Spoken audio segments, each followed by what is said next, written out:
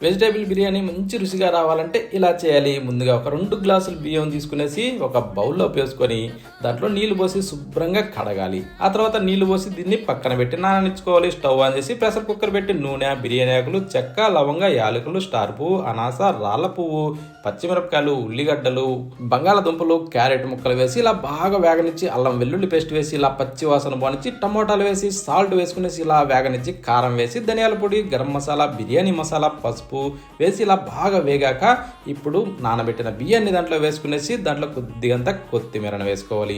ఆ తర్వాత పుదీనా కూడా వేసుకునేసి ఇలా బాగా వేగనివ్వాలి. తర్వాత దీనికి కొలతకు తగ్గట్టుగా 3 గ్లాసులు నీళ్లు పోసుకోవాలి.